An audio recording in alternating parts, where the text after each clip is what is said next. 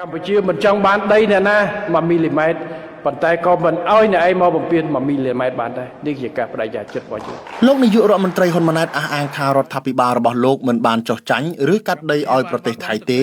ទោះកម្ពុជាព្រមទទួលយកបទឈប់បាញ់បណ្ដោះអាសន្ន72ម៉ោងក្តីយើងបដូរផ្ដាច់ការពីបូរណភាពទឹកដីបច្ចុប្បន្នដែលបន្សល់ទុកបន្ទាប់ពីសម័យអាណានិគមនិយមលោកហ៊ុនម៉ាណែតអះអាងដូចនេះតាមរយៈ Facebook របស់លោកនៅព្រឹកថ្ងៃទី29ធ្នូ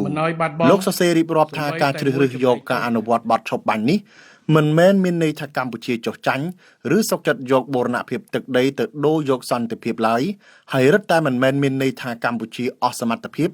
ឬបោះបង់សិទ្ធិស្វ័យការពារខ្លួននោះដែរផ្ទុយទៅវិញការសម្រេចចិត្តនេះបង្ហាញថាកម្ពុជាបានសម្រេចប្រកាន់យកមាគ៌ាសន្តិភាពនិងការតម្កល់អាយុជីវិតនិងសុខទុក្ខរបស់ប្រជាជនជាអាទិភាពចម្បងបំផុតនិងខ្ពស់បំផុតមួយរបស់ខ្លួនទោះជាត្រូវប្រឈមមុខនឹងសម្ពាធឬការលំបាកយ៉ាងណាក៏ដោយសំណេរយ៉ាងវែងអន្លាយរបស់លោកហ៊ុនម៉ាណែតបានរៀបរាប់យ៉ាងច្រើនដូចជាការលើកពីសោកនាដកម្មនៃសង្គ្រាមឈ្លានពាននិងការលើកពីបំណងដែលលោកអះអាងថាកម្ពុជាគ្មានប្រាថ្នាអ្វីផ្សេងឡើយក្រៅពីសុខសន្តិភាពនិងលទ្ធភាពនៅក្នុងការអភិវឌ្ឍប្រទេសឲ្យមានការរីកចម្រើន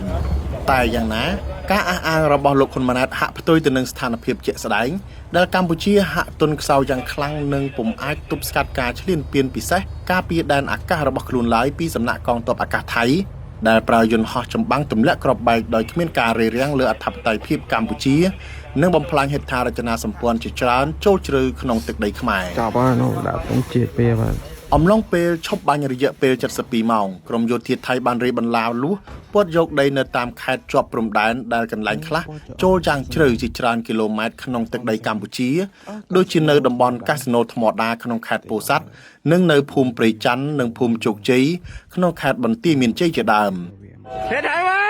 ក្រុមទាហានថៃបានបង្ហូតទង់ជាតិនិងច្រៀងចម្រៀងជាតិរបស់ខ្លួនរួមទាំងបានឈូសបំផ្លាញនិងដុតចោលផ្ទះប្រជាពលរដ្ឋខ្មែរមួយចំនួនដើម្បីបញ្ជាក់ថាទីតាំងទាំងនោះលែងក្លាយជាទឹកដីស្ថិតនៅក្រោមការគ្រប់គ្រងរបស់កម្ពុជាទៀតហើយគណៈពលរដ្ឋខ្មែរបានត្រឹមយំស្ដាយស្រណោះទឹកដីដូនតារបស់ខ្លួនលើសពីនេះក្រុមទាហានថៃក៏បានអះអាងថាអំឡុងពេលប្រយុទ្ធគ្នារយៈពេល21ថ្ងៃខ្លួនក៏បានវាយដណ្ដើមយកទីតាំងស្ទើរទាំងអស់ដែលខ្លួនចង់បានក្នុងនោះដូចជាប្រាសាទតាមាន់ធំប្រាសាទតាក្របីប្រាសាទខ្នាភ្នំទ្រាប់និងតំបន់យុទ្ធសាស្ត្រសំខាន់ៗជាច្រើនទៀតនៅតាមភ្នំដងរែកខ្ញុំថាថៃពីទីក្រុងមែលប៊ន